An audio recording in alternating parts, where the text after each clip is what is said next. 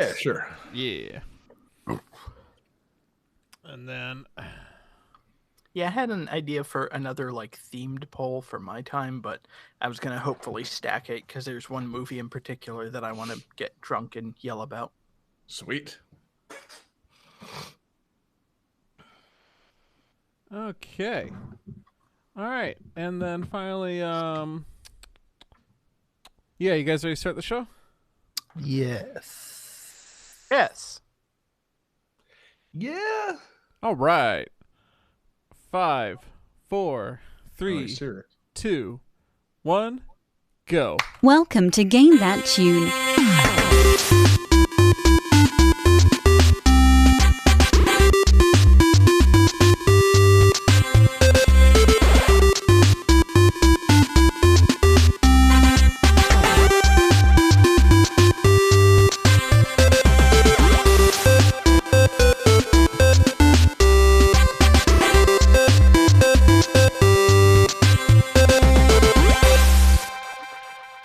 Oh, yeah. What is going on, everybody? It's Game That Tune, and we are back in the house once again. It's your boy, John Harrington, here. We've got John Regan with us. Say hey. Hey.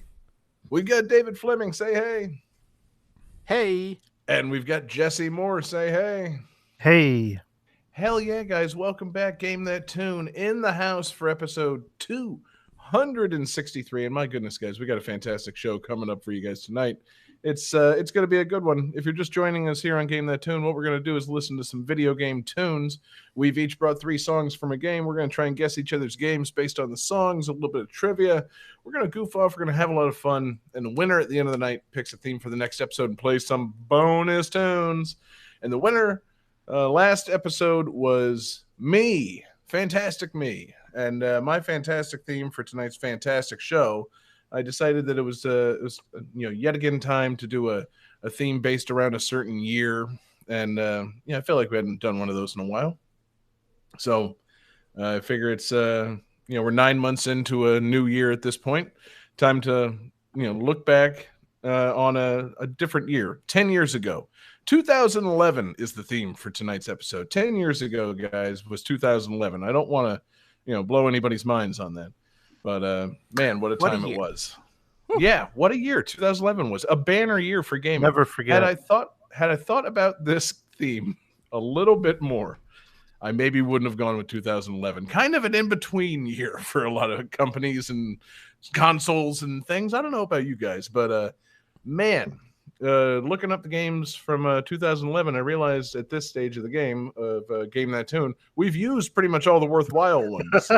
So this is going to be the best of the rest of 2011. There's still some jams out there, some good tunes for sure. I'm not sure about good games though. I don't know if any of you guys are going to disprove me on this. David's looking kind of sullen. Might be tipping David's hand. No, I was checking something. It's like, I believe there was a console I'm a huge fan of that was beginning to hit its stride in 2011. You're right. Okay, so not an in-between maybe that year console will appear tonight. Not an in-between year for every console. Maybe, just maybe, we got some fantastic games coming up on the show. I don't want to speculate, but I am responsible for 2 of the picks tonight, so I can confirm 2 bad games for the show. Anyway, we got 5 fantastic games on the show. We've got a fantastic fan request, and I think really we should just hop right into it, man. So, Johnny, take us back in time to 2011 by starting game 1. Game 1.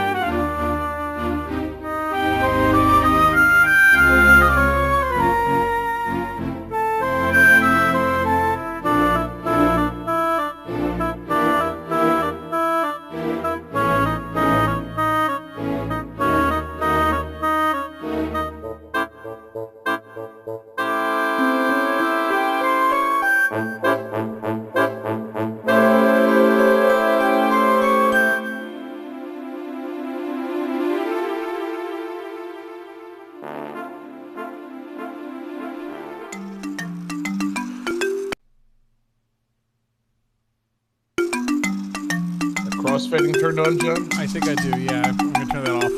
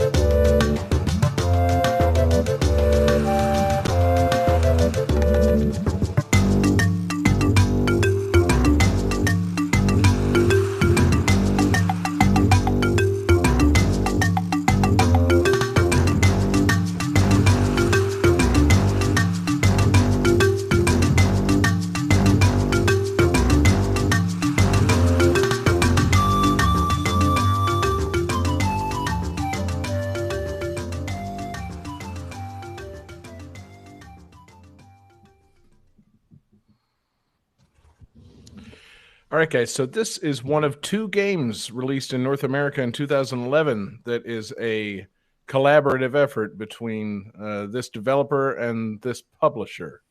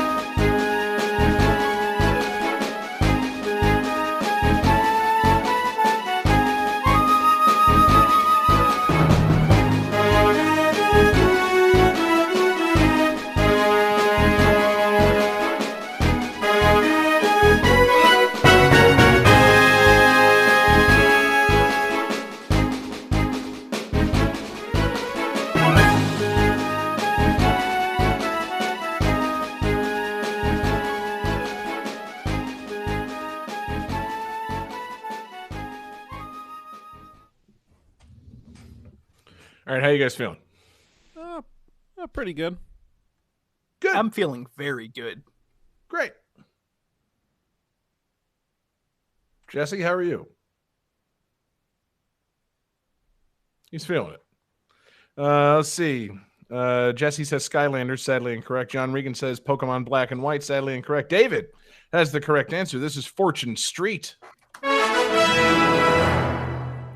Yes. Fortune Street. Our fan request for the evening came to us in the Discord from Silver Nova, though he says also that he seconds Fortune Street. So if there's somebody that deleted their request, I used it anyway. So thank you, first requester, and thank you, Silver Nova, for seconding Fortune Street. Because, guys, what a game. This Fortune Street. It's, man, David, I'm betting that you thought heavily about playing this in 2011 and have never played it in your life. I have not played it, but I kind of want to play it now because it, as my understanding is, it's like a Mario Party board game type game, but it stars Mario, Final Fantasy, and Dragon Quest. Now, Yeah, that's your misunderstanding of it. Yes. Does this game have that CCR song in it? No. 14th Street Son. No, it was not. It was not born silver spoon in hand. No. It was not developed by no senator's son. No. Mario is definitely no fortunate son. He's he earned all his money, baby. But yeah, no. David, so you think it's a Mario Party style board game starring Mario and Final Fantasy and Dragon Quest characters? You're wrong. Well, I mean, in so many ways.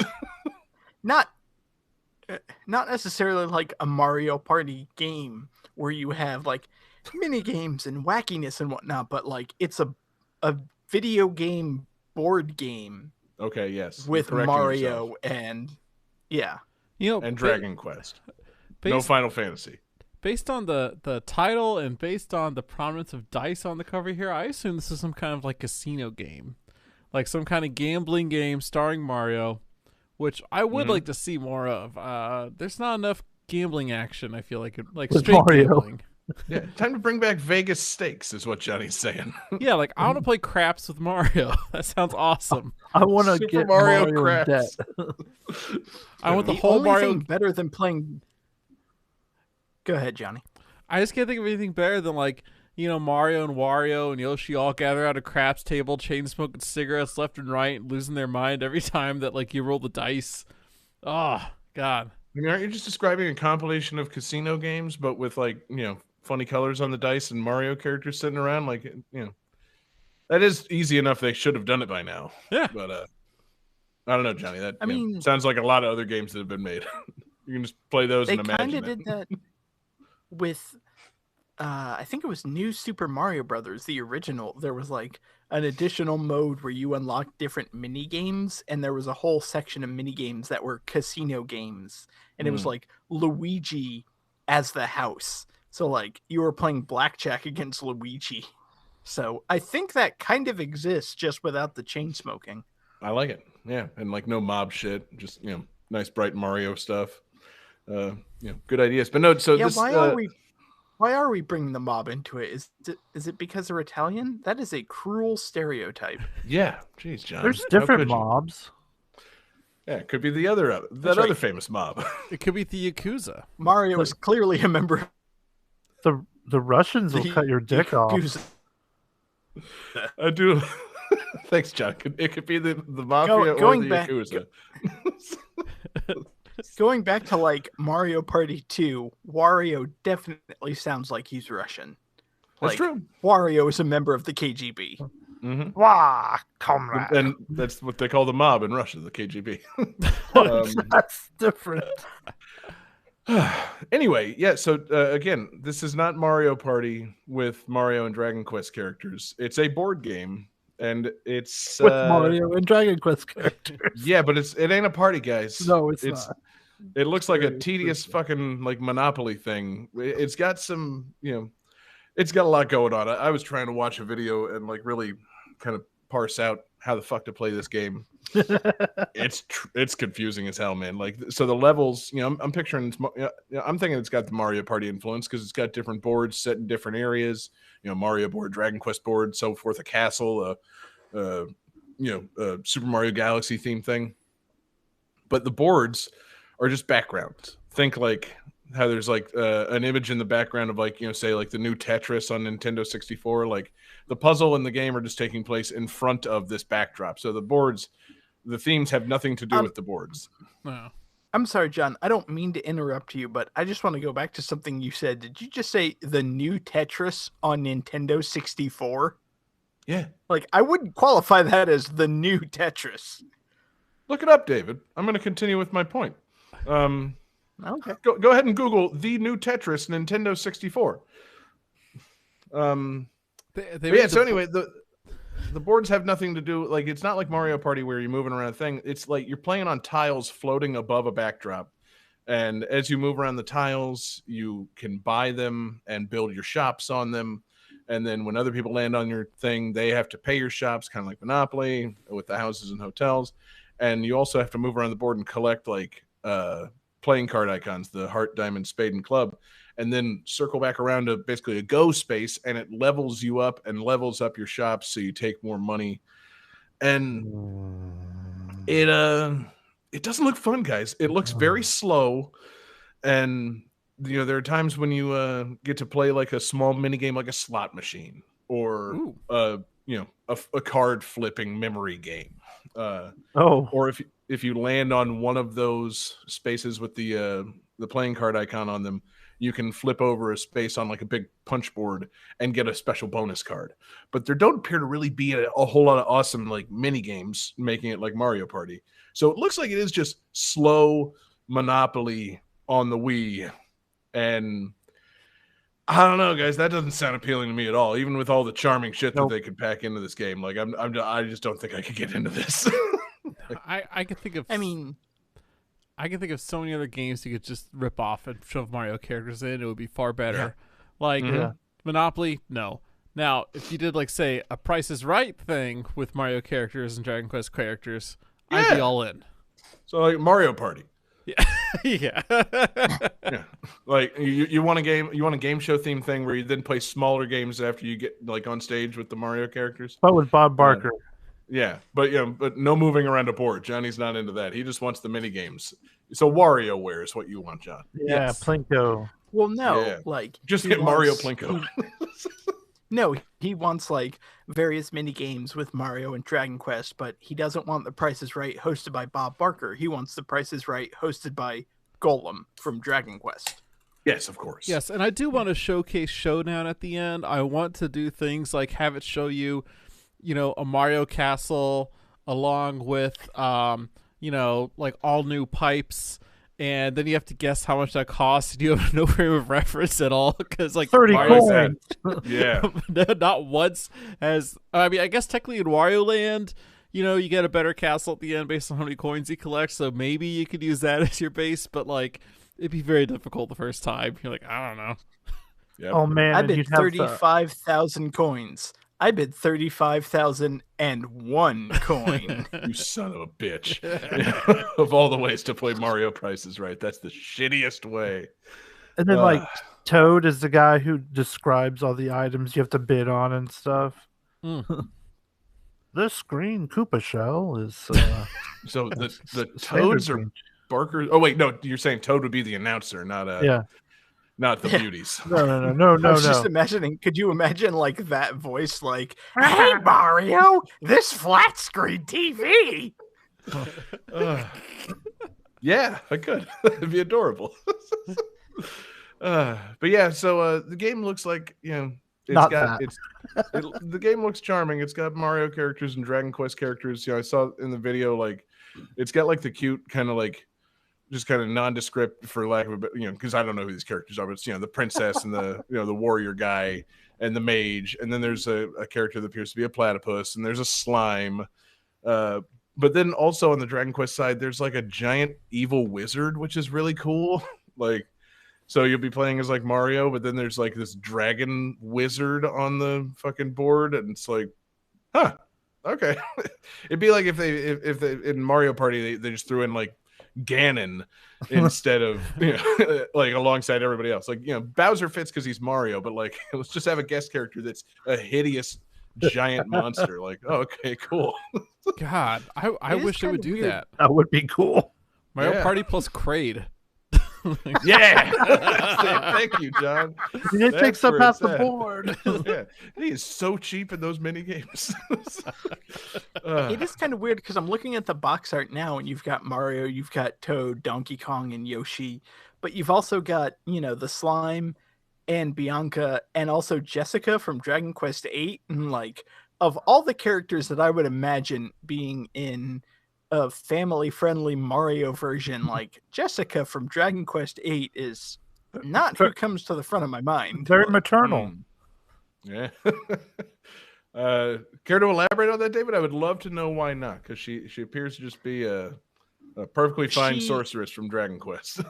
She is a sorceress from Dragon Quest who is notable for having very large breasts and a costume where she dresses like a Playboy bunny. Nice. So, like, putting her in a Mario game. Okay. Interesting choice. Makes sense. Yeah, it looks like They it looks like the Nintendo team gave him some notes because she appears to be wearing a very modest top in the pictures that I'm seeing. But I like where your head's at. They should really try to sexy up the Mario series with these not with the Mario characters themselves, just with these guest characters. Bring in these hot outside characters. God, how to really, can Mario get more sexy? sexy? That's the question. I mean, that's the problem. Eventually, you just hit a ceiling on sexiness, and you got to start bringing in the Dragon Quest characters. So that's how it goes. But yeah, Mario gets to be too sexy. Let's bring in the large-chested redhead. Yeah, that'll tone it down. No, that'll tone it up, man. It's the whole idea, David, is to continue making it sexier. And Mario, as a series, kind of peaked. And so that's why they try to get this Fortune Street thing going. Nobody bought it. And, oh well. But it, I don't know, man. I'm trying to still figure out, is it worth it, like, to play this game or seek out this game? Because, again, it sounds boring as shit. Like, I'm here for the charmingness, but, like, I get the feeling I would hate this game. I feel like even if you were like, hey, let's get together and have a few, alcoholic beverages and play it drunk, it would still be like the second turn, we'd all be like, hey, you guys want to just play Smash Brothers instead or something? Because this is garbage. Like, I feel like it'd be one of those games that there'd be no redeeming qualities. Maybe at first we'd be laughing, being like, oh, we're playing this dumb game. But then we'd be like, guys, after a while, we'd all be trying to like balance our fucking checkbooks. And, like, it's like, what the fuck is going on here? Fuck this. I feel like it's the video game equivalent of Ticket to Ride, where it's just like, why are we discussing train routes? Ticket to Ride. Hold on. I was gonna say Johnny's got like 2,000 hours in the Steam version of Ticket to Ride, so you're about to fucking suffer his wrath. Oh, David, yeah. David, you don't know anything about Ticket to Ride if you're saying those kinds of things, man. Ticket to Ride is like fun and super if you learn breezy the and rules super for Fortune casual, Street, awesome compared to this. But this what I've heard, David, is that you haven't played enough Ticket to Ride, my friend. We got to get together.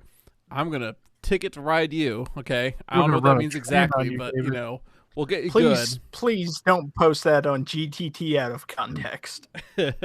Oh, that's a good show idea. Which, honestly, that should be a Twitter account if it's not already. Tunas, you know what to do. Anyway, yeah. So the redeeming thing about this game is the music. It's got very nice, Mario mixes and some Dragon Quest stuff. It's a lot of fun. The music is significantly more fun than the game itself. So that shall be its legacy. It shall live on in GTT radio and never be played by any of us. But awesome request. Mork is now in the chat claiming the request, so I'm going to give it to him. He seems to think he made this request. So thank you, Mork. Thank you, Silver Nova, for seconding the request. And guys, let's just before we move on, we should probably check in our shops and check our income statements and see how much money the shops brought in versus our cash outlay. And then we're going to need to crunch those numbers, check your, special spaces and prepare a graph. This was an accounting game. It's a boring fucking game. Johnny, start game 2. Game 2. Checking your special spaces is my favorite sexual euphemism. Game 2. You should have just...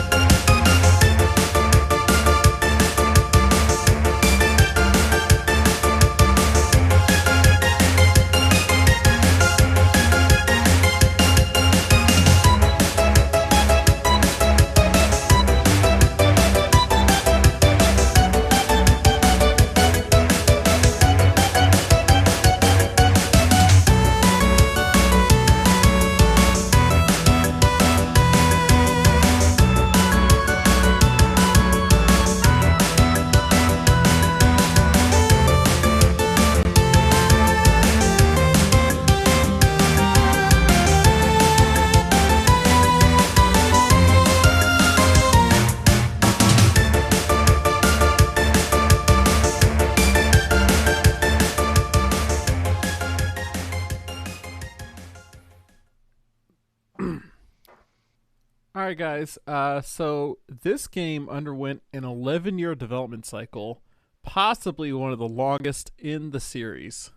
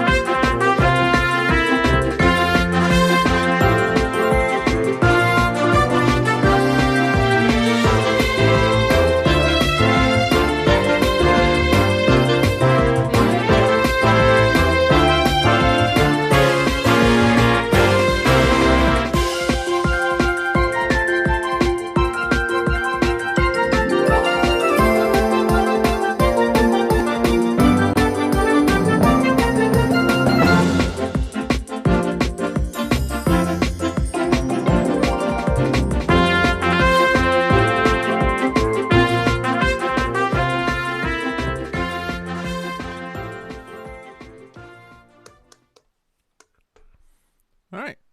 Let's see y'all's answers. Wow, that song did not last long. That's the idea. It's a good tune, though. I'm glad I didn't choose that song to pee. Okay, so let's see here. Jesse says Sonic Generations, which is incorrect. And David and John both say Kirby Return to Dreamland, which is correct. This is Kirby Return to Dreamland for the Wii.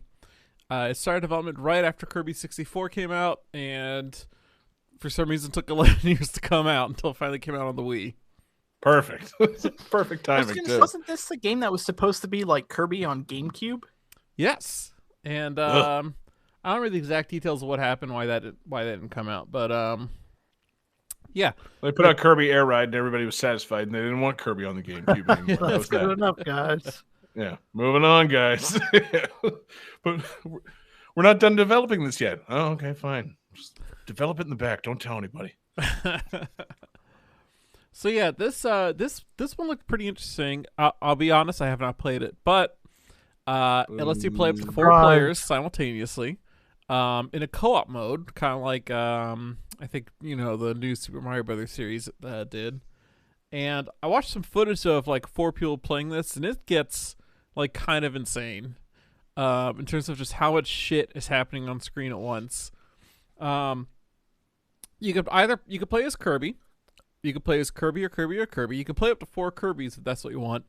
You can also play, though, for players 2, 3, and 4, you can be Bandana D, King DDD, and oh crap. Oh, I'm drawing a blank now on the last one. Can you be Kirby? Are you seriously drawing a blank on Meta Knight? Yes, Meta Knight. And yes, Jesse, you can be Kirby. Yes. And it's got that sort of it's got some similar things that Kirby Superstar introduced, where like you could do the little, I don't know if you're kissing or hugging, but you do that thing where you get life and you like run up to each other and give each other life, kind of thing. Oh yeah, God, cute. I love doing that, guys. It's so cute. I mean, back in my real stonery buddy days of playing Kirby Superstar, we called it blowing a recycle. When you take a big swat of weed and then you blow your smoke into your friend's mouth. Did you ever do that? Fuck yeah, of course we did. Why do you think we called it that? We were playing Kirby Superstar. Like, hey man, blow me that recycle. Get a little life back on the recycle. Ugh. God, we were fucking gross. That's awesome. All those days, all those fucking years. Oh God. See, What is? I would be curious to talk to a scientist about whether or not, just in general, like hitting a recycle would even fucking get you high. Like, were we just doing the grossest shit possible? Yeah, I feel like we were. Like, take a big bong rip and then blow it back in the bong and let somebody else do it again. Like, it's already been filtered by your lungs. So, like, is it gonna even do me any good? I don't know. But in the Kirby games, it always did some good. Yeah. To say, so Kirby Return to Dreamland. Okay, now we're getting off topic. No. Sorry, David. Fucking, No, arbiter of the fucking discussion over here. Yeah, because you can like blow. Don't talk about smoke onto, smoking like, a weed cat, with David. and it'll like fuck the cat up. So, anyways, this game looks charming as hell. It does that whole thing where all the level titles are alliterative. Like you got Cookie Cutter, Raisin Ruins, Onion Ocean, Nutty Noon, you know, and What was our last one? Nutty Noon, which is what I call lunch breaks when I work from home. I was gonna say, Oh God, what are you jerking it? you just it's so casually, like it was a phrase that we should all understand. Yeah, noon is not a setting that I'm aware of. And yeah, it just looks like a lot of fun. Did any of you guys play this game? I did actually. This is the game, at least as I recall, that introduced like Magalore, and the whole plot of the game is like there's this guy who crashes a spaceship, and you have to like help him find pieces to repair his spaceship. But then he turns on you like halfway through the game, and then I was gonna say, Johnny, back me up. You've at least seen videos about this game. yeah, I watched some footage because I wanted to see like how dark it gets at the end, because Kirby games tend to do that, and it doesn't get as dark as other Kirby games. I was a little disappointed. Like it gets, don't get me wrong.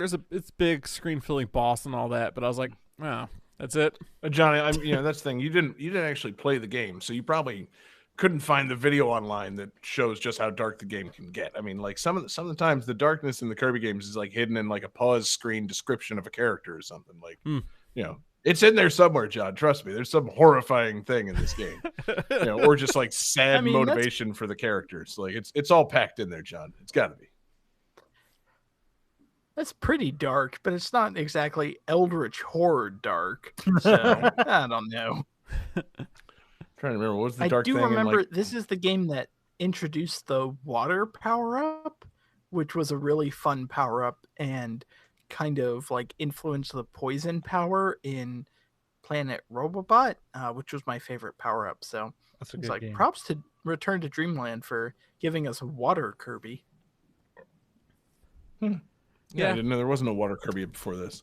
I'm looking at these other power-ups now. I want to talk about Whip Kirby. He's got a cowboy hat and a whip. Whip Kirby was fucking dope. What could that be a reference to? I think it's I think it's reference to Kingdom of the Crystal Skull. When did that movie come out? Sometime around here. I was gonna say, looking a little closer. No, it's in no way an Indiana Jones hat. It's definitely like a fucking cowboy hat covered in Kirby stars. But point stands. So is he supposed to be he must be Rodeo Kirby. That's got to be it, because that's definitely a cowboy hat. Huh. Weird. Sorry. Anyway, it's probably a cowboy hat because they couldn't get the licensing rights for Fedora. Like that's what held this game up in development for so long. Sure. Yeah. They started this game in development years. It was going to be the big return to video games for Indiana Jones. They had the fedora all ready to go, and then those the rights got all caught up, and they had to change it to a cowboy hat, and it took fucking 11 years for it to come out. And by then, people had soured on the Indiana Jones, so they had to change it to a cowboy hat. So that's how it went, guys. That makes sense. Yeah, it does. It all adds up. John, I can't wait. There's going to be a level where Kirby sucks up Indiana Jones. I can't wait for you to write your unauthorized, like history of Kirby.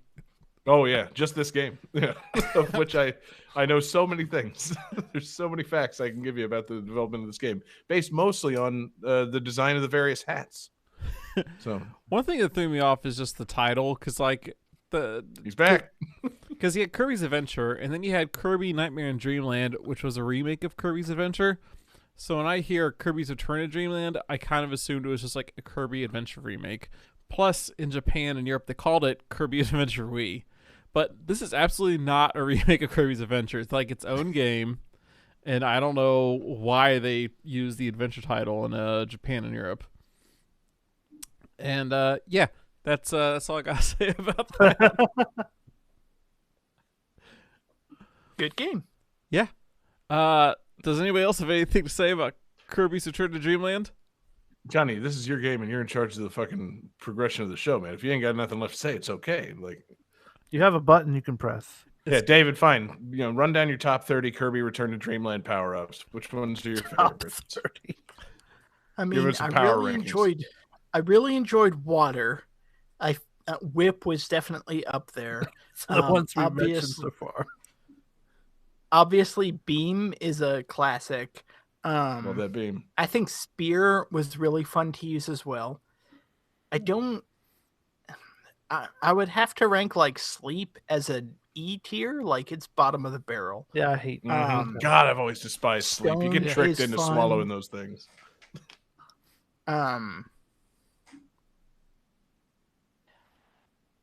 Cutter's a classic. Sword, obviously. Hammer, oh god, Hammer was so much fun. Johnny, how many powers am I gonna have to go before you hit the fucking next game? Game 2. Wait, oh shit. Game 3.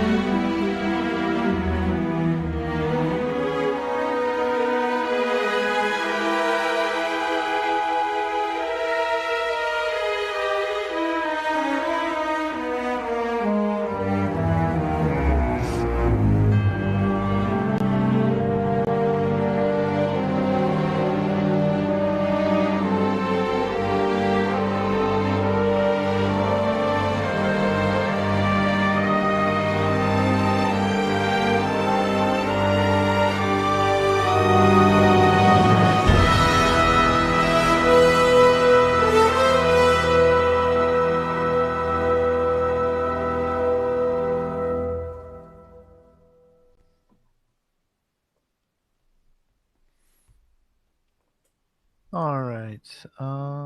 Where was it? Shit. I had it.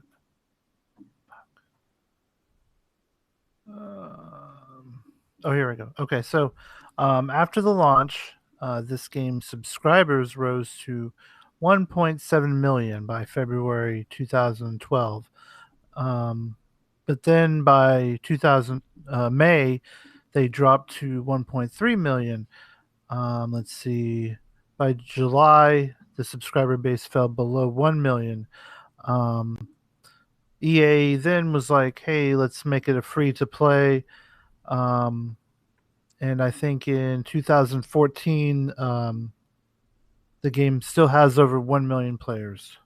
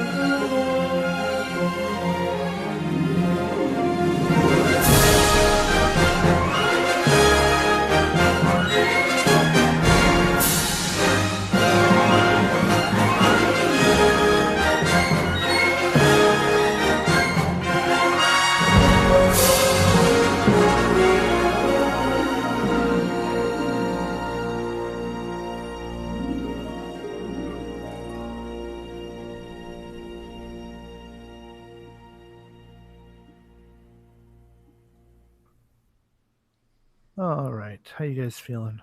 Really, really good. Oh, good. Feeling pretty good. Love to hear it from Johnny. Ah.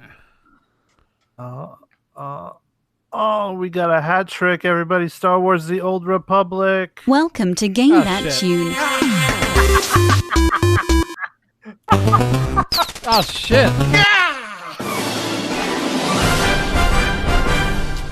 This is what happens when we take a week off. Johnny, how many did you have? 2. Oh, so this is Star Wars The Old Republic. It is actually the follow-up of Knights of the Republic 2. It actually takes place like 100 or 200 years after. And so... We're still calling that the Old Republic? Yeah. The Old Republic was a while. So is this before the rise of the Empire or this is like after? It's before that empire. This is a Sith empire. It's a it's very very Wasn't the Empire a Sith empire? it was Ooh. well, Like secretly, No. yes, but You're not you supposed know. to say it out loud, David. Jeez. no, because okay, back in the day, when people would wear onions on their belts, because it was the style at the time, there was an alien race known as the Sith, and they were like these like red people with like little tentacles on their chins, and so they were the you know, when someone mentioned the Sith, that's what they meant, and this is just, you know, from memory. They were like basically they were born using the Force, but the dark side of the Force, and so that's where a lot of the you know, dark side came from. A lot of the old teachings was from the Sith people, and of course, you know, other Force users were able to. But yeah, this game is it's a MMO, based on, you know, the stuff like we were just saying. Trying to think of what's like. So I picked it because recently the Sony had a big press conference, and they revealed that they're doing a remake of Knights of the Old Republic, Mm. and that's pretty big news because that game was, you know, huge. Yeah, maybe you've heard of it. Yeah. So that's cool. Also, if you have Disney Plus, a new show dropped today called Star Wars Visionaries, and it's like an anthology series of like anime creators, and so it's all like Star Wars anime shorts. And I haven't watched it yet, but the trailers look really freaking dope. So it's like the Animatrix, but for Star Wars? Yes. Okay. Star Wars anime anthology. I'm listening. Yeah. Go So that's on. cool. So I've been in a very Star Warsy mood. I actually was super excited when this game came out. I pre-ordered the special edition with the statue of Darth Malgus and everything. Like, I was really excited, and I played it for a while, and then I just kind of fell off. And I'll hit it every now and then because it's free to play now. So that's really cool. That's nice. You can just dip in, and it's a very this is weird. It's a very single player MMO, if that makes sense. No.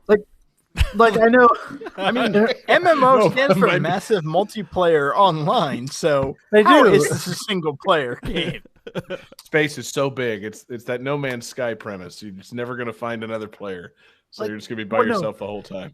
You're gonna see other players and stuff, but unless you do like PvP or like dungeons and stuff, you can just play the fuck out of this game by yourself because you get a companion.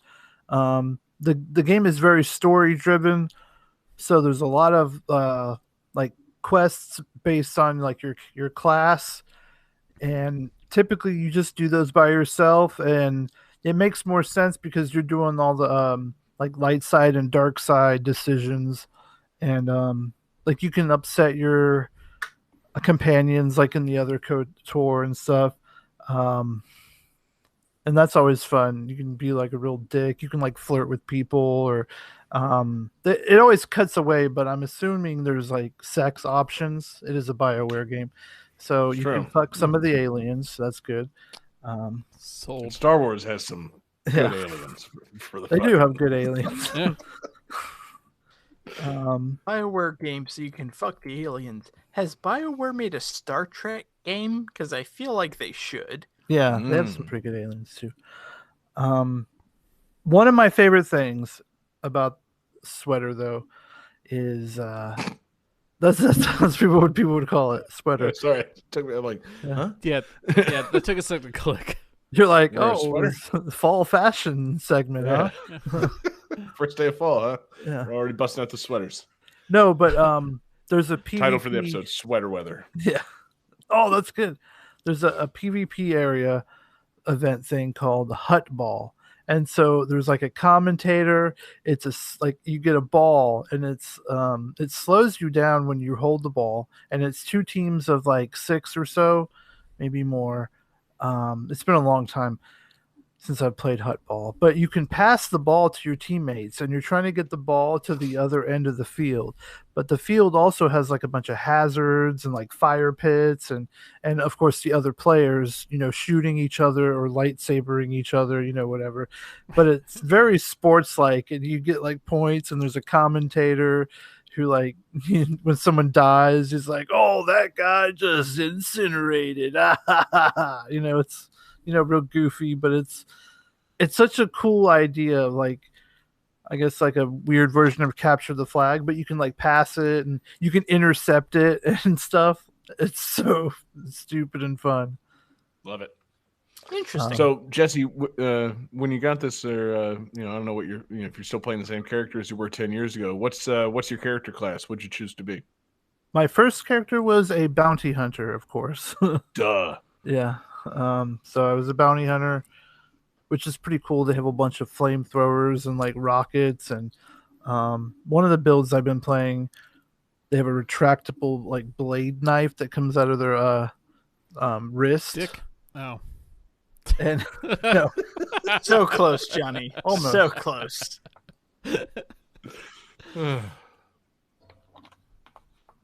Yeah, it's a pretty fun game. It's free to play. If you've got an MMO itch, which, it's been rare lately, but you can't go wrong without some Star Wars. They have a lot of like goofy mounts you can get now, and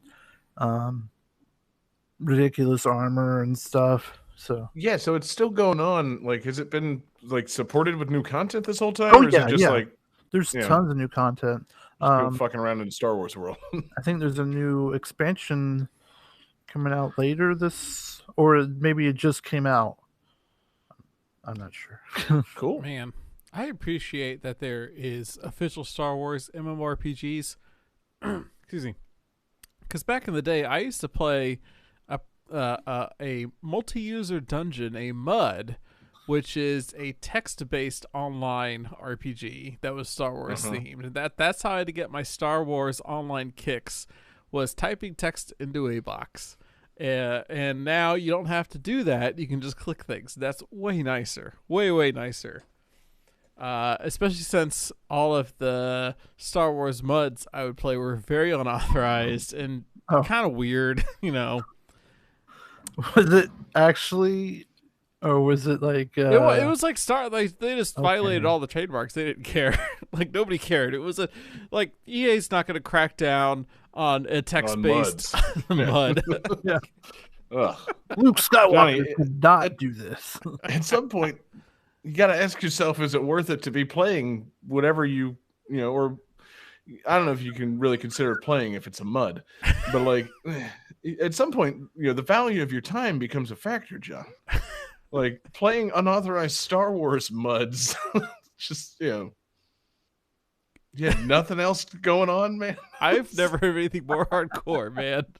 I'm the most hardcore person in this room right now because I would play unauthorized Star Wars MUDs. Yeah, I guess By so. some definition of hardcore. Yeah, I Game was gonna say 4. it's not whatever your like thoughts on being hardcore are. Fine, I'm not hardcore. You got me, John. Oh man, mercy. And there's like space battles and stuff too. There's a lot of cool things you can do in Sweater. You can have an apartment, which is pretty neat. I've always wanted a Star Wars themed apartment. So Jesse, you're gonna save up the like 15 grand or so that you need to go to Disney pretty soon, and live out that Star Wars life. God, I wish it was even remotely possible, because so that sounds expensive. so cool. It's so strangely, ungodly expensive. Yeah, it's so out of reach. Yeah, I still haven't been to Edge of Tomorrow. The Tom Cruise movie? No, Edge of the Galaxy. That's different. You live, die, repeat. Yeah. Those are two different things. Shit, is Tom Cruise in Star Wars? Did I miss something? I mean, he could. One of those days of live, die, repeat was definitely a Star Wars day. I mean, Daniel Craig is in Star Wars, so technically True. James Bond is in Star Wars. So, Yeah. God, yeah, it's wild. Yeah, fucking what's his face, the lumpy guy that got killed in Last Jedi. It was going to be Tom Cruise. Yeah, Tom Cruise was going to be Snoke. They were going to bring him up for the final one, and geez, Ryan Johnson just shit all over it. Just made a really great Star Wars movie and cut Tom Cruise right out of it, right in half. Anyway, no, we're not going to Galaxy's Edge anytime soon, unless people want to up their Patreon pledges, please. We're gonna need a lot of fucking money to make this happen, guys. If you actually want to see Johnny live out his hardcore Star Wars mud fantasies, wearing a Han Solo vest, we're gonna need a lot more fucking Patreon money, guys. Really, okay, I'm really confused, John, because I asked to use Patreon money to send me to Disney World, and you said no. So, like, are we doing this or Disney not? World? Disney World it's done, David. They're taking the racist stuff out of Splash Mountain and replacing it with Princess and the Frog. I get that is right in line with your tastes. But no, if we want Patreon money to go to the Star Wars thing, that's fine. But no, we're not taking you to Magic Kingdom on everybody's Patreon dollars, David. I don't know. All right. As long as you film yourself the whole time you're there. Yeah, can we get Can we get a please have a new GoPro? Patreon here to get David onto the Frozen ride at Epcot? Because I would love the shit out of that. Fine. We can use Patreon money if we spend it on a GoPro that live streams David's whole that would walk be so fun. through fucking Disney World. You see what David sees. Fap to what David faps to. Get kicked out of the Princess Castle that David gets kicked out of. That's the idea, guys. David's only mission. Here's 45 minutes of David eating at the France Pavilion Patisserie. Oh, why's he fapping in there? Go during the food. Dude, those eclairs are so fucking good. So fucking good. Oh, God, just a Gonzo style fucking trip to Epcot with David. And we thought Johnny was hardcore. Okay. Yeah, so we're going to work on that. In the meantime, Jesse, anything else in Star Wars world? No. Get out of here. Yeah, man. Game Live long and 4. prosper.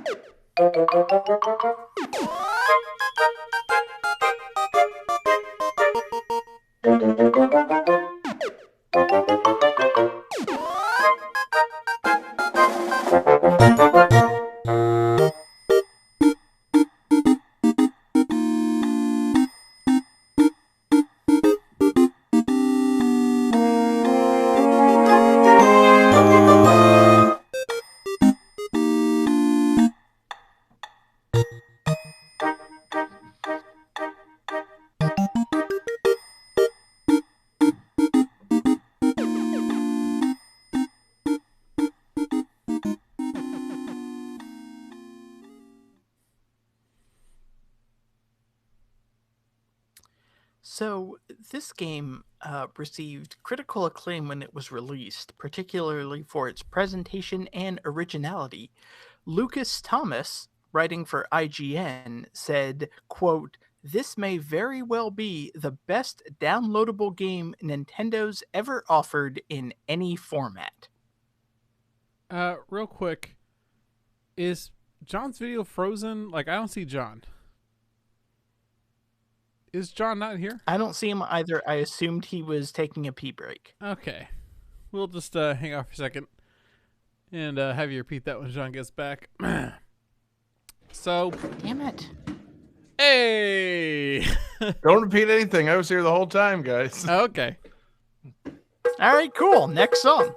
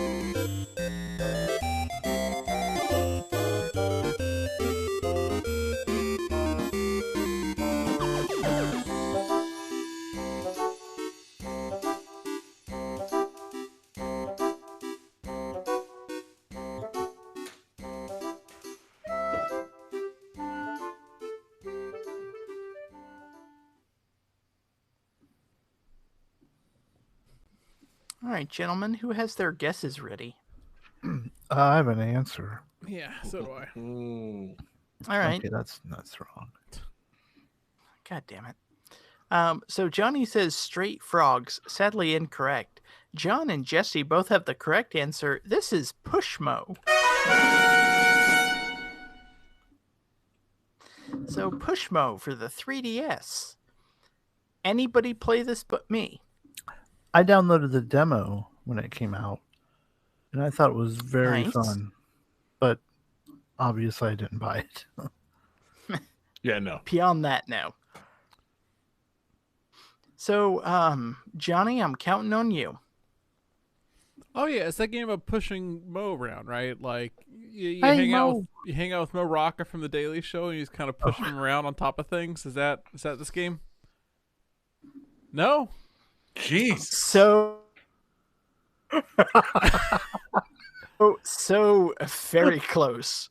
The timely reference of Mo Rocca from the Daily Show. He's still on no. Wait, Don't Tell Me on NPR, So, man. this He's is still the- very relevant to me. The NPR has come up on this show way more than I ever expected. It's the Johnny influence. I Of it all, mean- man. Jesus Christ. For sure. If we're talking about topical references for the Game That Tune crowd, Wait, Don't Tell Me on NPR. Yeah. That's like top 5 easily. Possibly top 4. I can't wait for our Um, fresh air interview. Our next, Um, next special is going to be a Tiny Desk concert. Oh my Ooh. god, a Tiny Desk podcast. Yeah. Jeez. this is my game and I lost my place. What were we talking about? The game. Like, This is Pushmo. So this was a downloadable game for the 3DS, and it's a puzzle game, but it's an interesting kind of puzzle game. You star as a chubby little creature named Mallow, and basically what you do is you're presented with like a 2D sprite, and you walk up to it and you grab sections of the sprite and sort of pull them out. And you can pull them out 1, 2, or 3 blocks out, and then you can climb up on them. So your goal is to create a path where you can climb up this sprite to the top to like a little flag.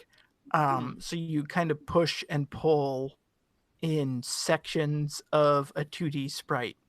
It's, as we've gotten to this point in the show, it's honestly hard to describe without a visual element. Like, as I'm sitting here talking about it, you're probably looking at me very confused, but if you look at 15 seconds of a trailer for this game, it suddenly makes a lot of sense. But it's honestly, it's a really fun little puzzle game, because you're kind of trying to figure out. It's not a puzzle game in like a Tetris or Dr. Mario style where it's like, okay, how do I clear all these things as quickly as possible?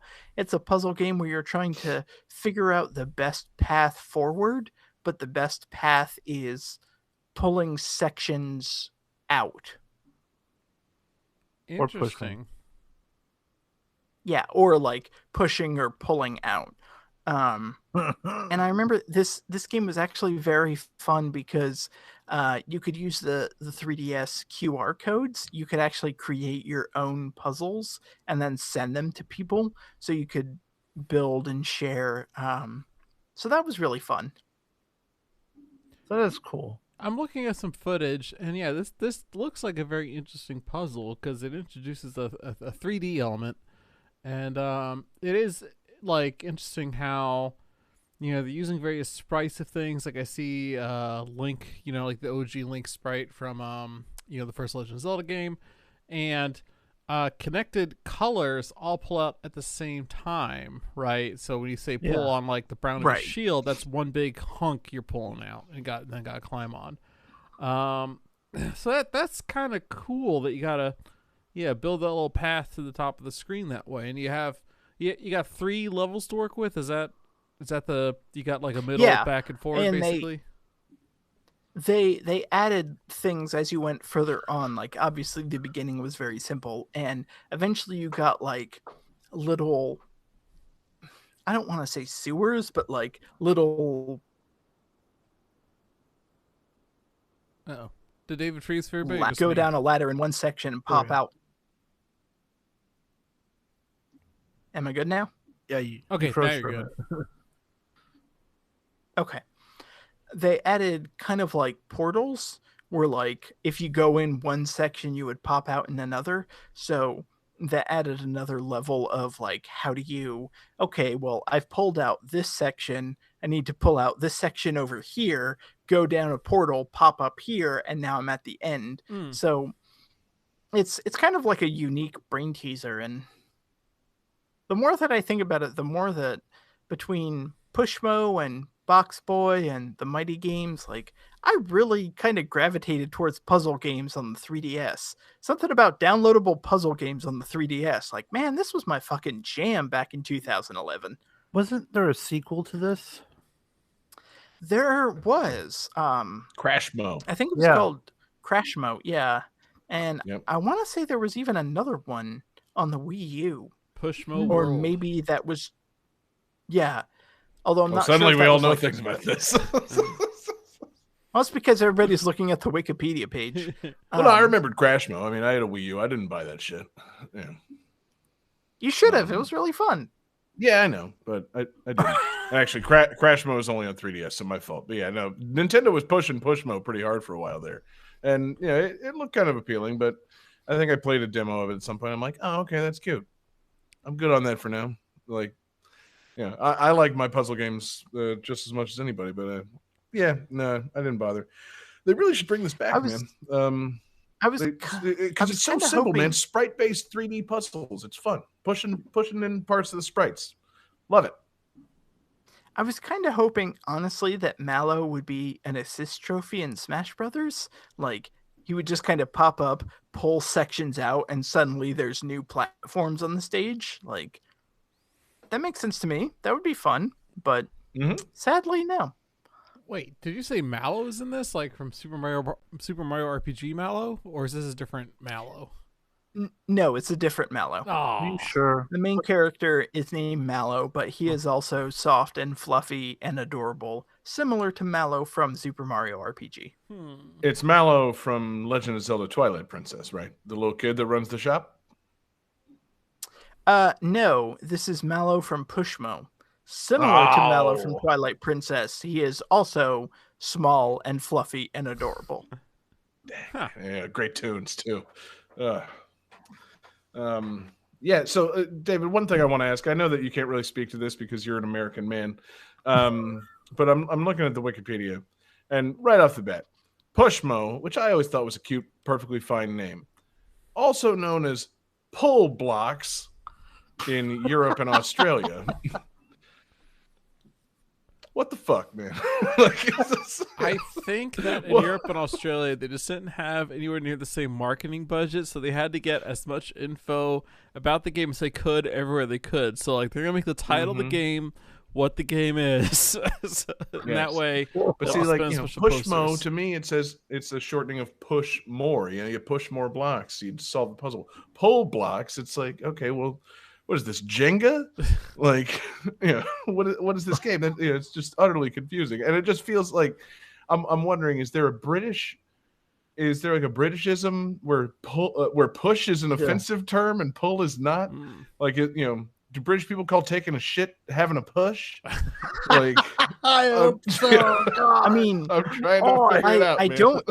I don't think they call it taking a push. I think they call it taking a push, mate.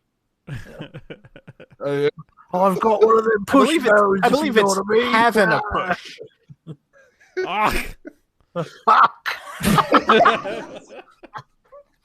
Oh, sorry, I'm running late.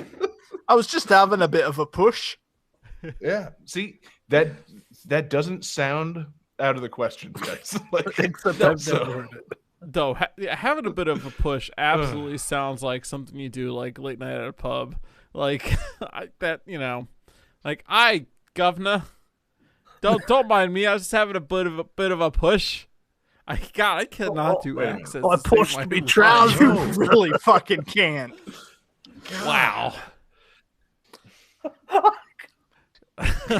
You never got it, Johnny. You never recovered. That was so bad. I mean, Oh, let's crap. all be real here. Who hasn't gone out with their mates, had a couple of beers, and then the next morning you wake up, you have a glass of water, you go to the bathroom, and you have a bit of a push? That's a pretty typical thing. Yeah. Yeah, I mean, I don't know. Yeah, I guess so. So that's the canon I'm going with, guys. They had to call this pull blocks because Pushmo was slang for taking a shit in London. It's a charming, fun 3DS puzzle game. Why are we talking about taking a shit? Again, only because of that fucking thing right off the bat. Like, Pushmo known as pull blocks or Hikosu. Okay, Hikosu, I don't know how, English and Japanese work. That's fine. But I do know that pull blocks is a stupider name than Pushmo. And therefore I'm going to make fun of it. So, sorry to all our Australian and European listeners. Please let us know if there's some reason why this didn't get called Pushmo where you live. I'm curious. But they should bring this back because again, pixel puzzles, simple, deceptively simple, fun, like pixel puzzles. I'm into that kind of stuff. I got into the Picross when they put that on the Switch eShop or the download service or whatever. Fucking give us some Pushmo. Give us some Crashmo. Give us all the modes. Pushmo. More modes. Drop a Pushmo onto the eShop. Yep, plug your Switch and have a big old Pushmo. I mean, David, anything else? I do most of my Switch playing while having a Pushmo. So no, I'm good. We can move on. Game 5.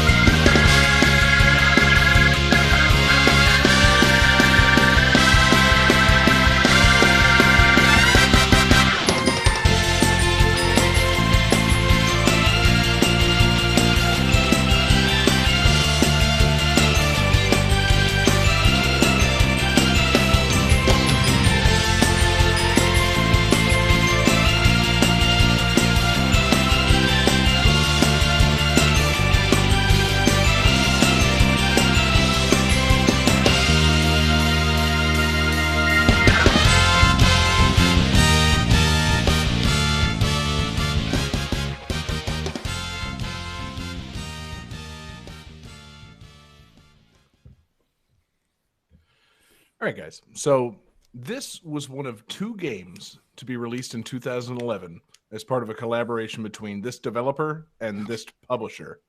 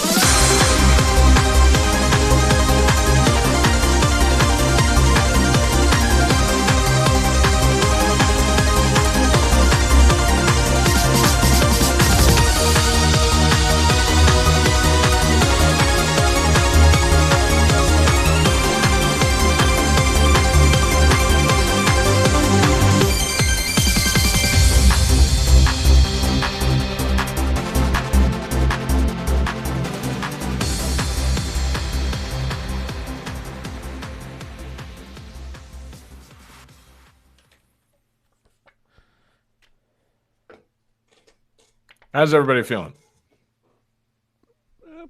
Feeling pretty good. Yeah. Good.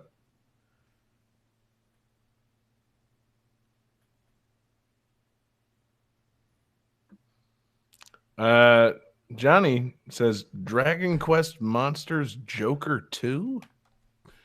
Sadly incorrect. Jesse says Shitmo. That's the American version of Pushmo, which, no, Boy. sadly not on the show tonight. Or fall. And Oops. David has the correct answer. It's Mario Sports Mix.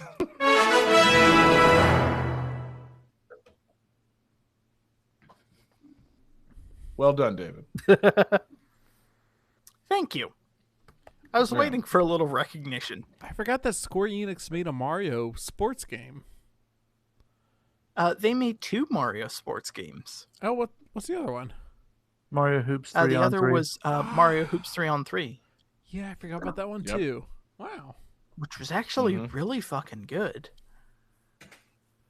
So what is Mario Sports Mix? So it's Mario Hoops 3-on-3, but they also added in some other sports and mixed them all together, man. What a game.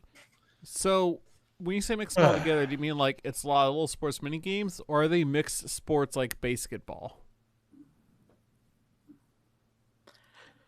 That would honestly make for a really good Mario sports game if it was like Mario Golf and tennis at the same time. Yeah, or like a Mario hockey game, but with I don't know what other rules to mix into that. Baseball rules? I don't know. Fuck. Yeah. You know what? This is a bad idea, isn't it? Most sports shouldn't be mixed up like this. I can't tell if John is frozen I don't know, or Johnny, really pissed.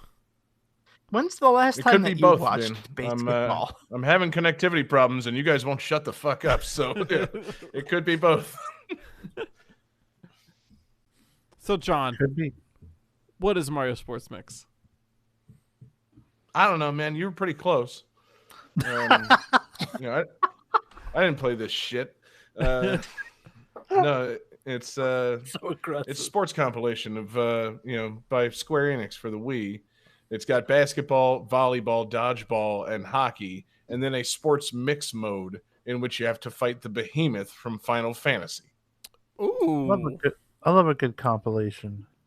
It's utterly baffling, guys. I don't understand the conception of this game at all. Like Nintendo, they were so happy with Square's work on Mario Hoops 3-on-3 from several years prior. They were like, throw all that effort behind fucking a sports compilation, or like maybe they were like, okay, so Hoops was great, but what else you got? Can you do more Mario sports games? They're like, we're really more of a Final Fantasy company, but we can throw a couple of guys at it, and so you end up with mini game versions of hockey and dodgeball and fucking volleyball. So, and then I think Nintendo probably came back to check on their progress and was like, "Fuck, man, these aren't games that can stand on their own. Let's put them together in a compilation." I don't know. So when you say you fight the behemoth from Final Fantasy, is it like a Final Fantasy style battle, or is it like a gauntlet of sports? Like you got to beat him at dodgeball, then you got to beat him at hockey. Because I would like to see that. I hope that's the case. Beat him at dodgeball because the behemoth can't dodge worth shit. It's massive. Right, yeah. It's called the behemoth. Yeah, it wouldn't be fair to face him in any of the sports really on level playing field. He'd take up most of the basketball court. He wouldn't be able to win a game of dodgeball. He'd just destroy the ice with like fireballs. Volleyball, I'm not really sure what the behemoth would do. He just, the ball couldn't hit the ground because it would just hit the behemoth instead. Man, I'm really feeling bad about the behemoth now. Poor guy. He just wants to play sports too, guys. No, but apparently, so you fight the behemoth through the sports mix mode. That's where they mix the sports up, and so you basically play like 4 quarters of a sports thing and defeat the behemoth somehow. But every quarter it changes to a different game, so you can't beat him just playing basketball or whatever. So it's just a shuffled up sports thing, and eventually the behemoth dies. He's dead. Yeah. Unclear on how playing basketball kills the behemoth, but it does. The story of this game is just the story of the game's all over the place, guys. The lore on hand is just out of this world. Literally, it starts with like a meteorite striking the Mushroom Kingdom, and like some toads go and find it. And inside the crater, there's crystals, and inside the crystal is a basketball, a fucking volleyball, a dodgeball, and a Mario coin, which I guess they take to mean is a hockey puck. And then when the toads decide to start holding tournaments for these things, but if someone wins all 4 tournaments, it summons the behemoth. It's why would you want to summon the story, behemoth? guys? Yeah, hell of a fucking story. Like, okay, so I just won't win all 4 trophies then, like, because I don't want to fight the behemoth. I just want to play fucking some casual sports, but. God, I kind of feel like Mario sports games keep adding story modes, and they really shouldn't. Like, there is no reason for there to be a story mode. Right, and that's the thing. I mean, really, this doesn't need the story, and the story has very little consequence, obviously. It's not like a fucking RPG-style game or whatever. It's just a framing device that explains why you would play sports mix mode. But it's still like, really? That's what you came up with? Okay, well... Guess what? No one's buying it. They really should have made this the fucking like Wii Sports 2 or something, man. I feel like this doesn't work. Yeah, it's a weird one, guys. Like this was just me doing all these things and then fighting the behemoth, it'd be one thing. But with Mario characters fighting the behemoth, it's utterly confusing. So. God, I would love to see at the Olympics if any country wins too many gold medals, they have to fight the behemoth. Or they just, to spice up the Olympics, they start doing sports mix mode. Yeah, either way. Yeah, behemoth. Good idea. I would love it. Sports. I would love it if during the Olympics, any nation just replaced their team with a bunch of slimes. Mm-hmm. Also a good idea. I love those slimes. I just want the behemoth to have a bobsled team. God, yeah, that would be. I'd watch that inspirational story. John Candy coaching up the Behemoth. God, imagine you're watching the Olympic opening ceremony and you have all the teams representing their country, and you get to that one group of players from countries that like weren't allowed to participate, so they play under the Olympic flag, and it's like some people from random countries and the Behemoth. Like, yeah, it's like all the refugee athletes and then also the Behemoth. Pretty good. Behemoth, you dead, man.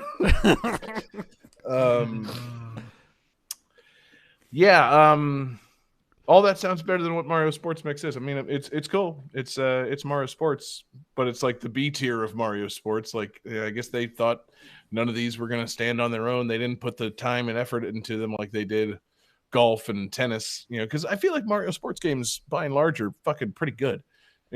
Give or take a Mario Tennis Ultra Smash or 2 weird entries in some of the long running series, but like I feel like between like Strikers and golf and tennis, they had a pretty good roll going, and so they were thinking, well, let's just throw some more sports out there, and that turns out these aren't so good. Like I don't know, feel like they could be good with more fleshing out, but I'm still confused as to the Square Enix of it all. Why was Square Enix involved at all? Like, yeah, that's ultimately the confusing thing for me. It's like Nintendo is capable of finding companies that make good, Mario sports games, Camelot and so forth. So why is Square Enix making shitty Nintendo basketball starring the Behemoth? That's a mystery. It feels like I truly don't know. It feels like they had a contract where they had to do 3 games, and after the second one, they're kind of done. And maybe even after the first one, they're kind of done, and so they really kind of phoned it in with Fortune Street and this game. Just to that's it. Maybe it's all leftover hurt feelings from back when they had that acrimonious split with Super Mario RPG and Final Fantasy VII and shit. And this is Square Enix getting their revenge. Like, we're gonna play the long game. In 15 years, we're gonna give you 2 weird fucking games, and you're gonna think you should think you should market them and push them at people, and no one's going to really care for them. And Fortune Street doesn't have any business coming out outside of Japan. So, Square Enix wins again, baby. It does seem really weird that Nintendo was like, okay, at this point, we've got 2 different Mario RPGs. We got Paper Mario and we got Mario and Luigi. Let's partner up with Square Enix for a Mario game and make it a sports title. Right. That's not what Square Enix is known for. Are you sure that's the route you want to go? What are you talking about? I mean, maybe you always think Square Enix when you think sports, right? When you think football, who do you think? Square Enix. You think I think of Blitzball, but not actual sports. Chocobo racing. Yep, exactly. I think of Blitzball and I think of Chocobo racing, and fucking rocket slimes. Which should be a sport in the Olympics, by the way.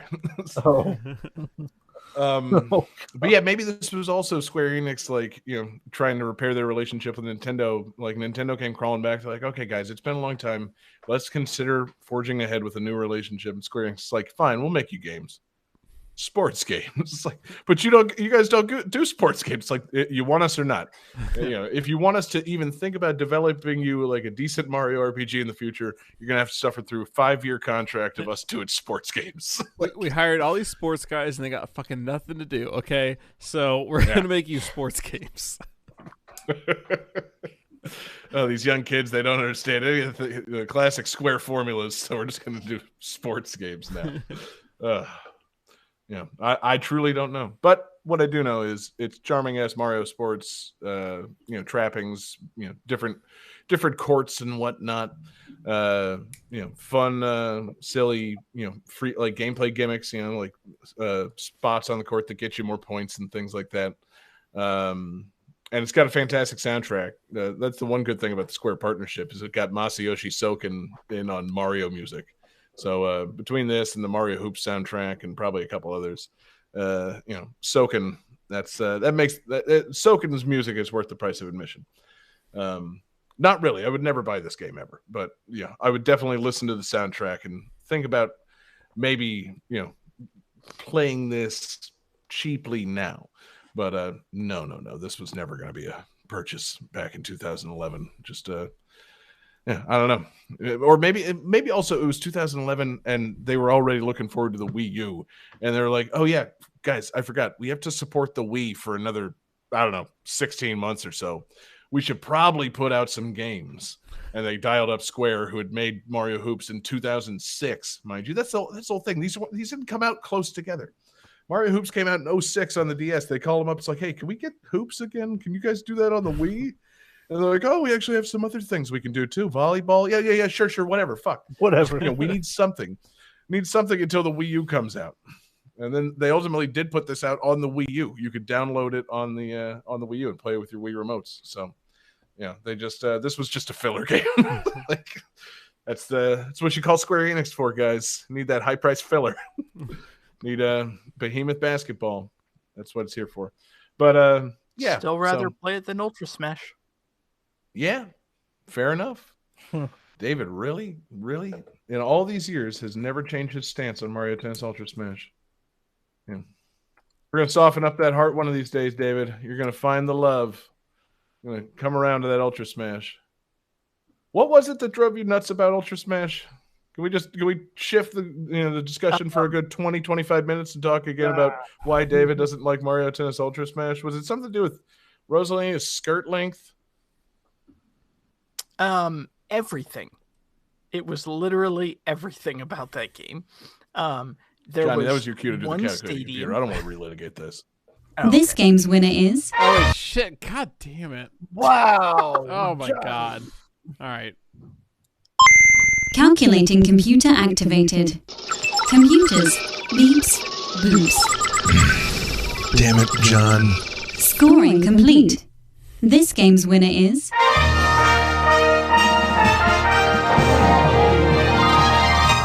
David Fleming. Hey, hell yeah, David. Congratulations. You did win. I guess that means you get 20 to 25 minutes to talk about why you don't like Mario Tennis Ultra Smash.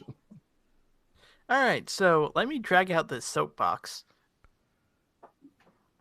No, I'm not going to bitch about Mario Tennis Ultra Smash for that long. That's okay. Yeah, bonus episode, relitigating David's distaste for Mario Tennis Ultra Smash. Coming soon. GCC after. No, but what you really that get fucking game, man. Okay, we're going to keep taping when we're done to get your hot takes. But for now, David, you're the winner. What the fuck just happened? I don't know. Somehow I found myself in a weird position. What are you doing? Fuck, I don't know. John, please take over.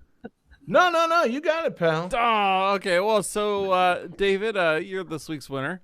So that means you get to choose next week's theme. What is our theme for next week? The theme for next week is jungle games. Games that take place in the jungle, games that have levels in the jungle, games with the jungle. All right, so next week's theme is jungle games. Awesome. And I've been reading the original Tarzan book, so I've been thinking about the jungle. Okay, nice. Yeah, guys, God, I really fucked up. I kind of took over. I don't know. I honestly didn't mean to. Like, it was weird. Yeah, it's really weird. I don't know what to do. Oh man. I mean, you could probably thank our requester. We had multiple requests come in, but I believe it was Silver Nova who seconded Fortune Street. And maybe more. So thank you very much for the requesting.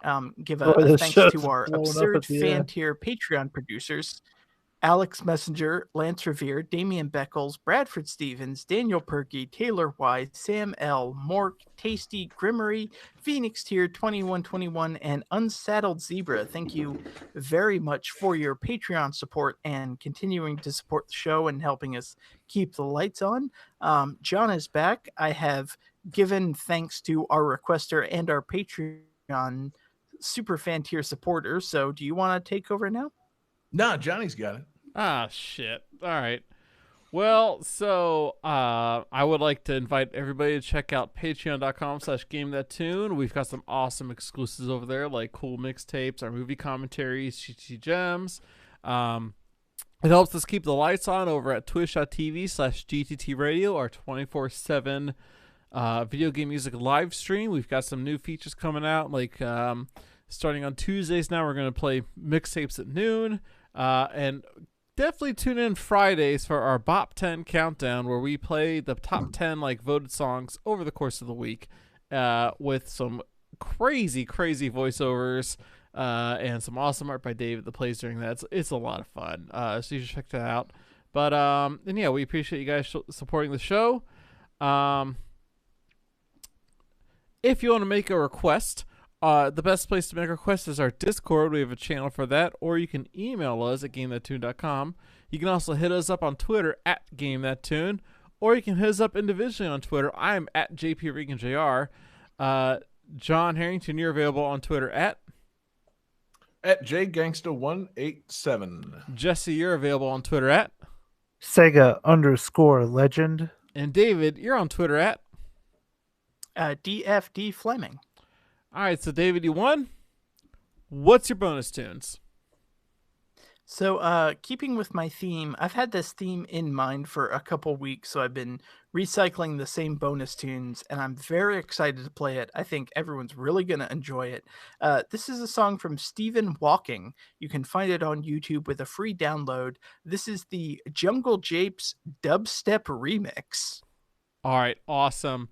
So yeah, we're going out with the Jungle Japes dubstep remix. Peace out, everybody.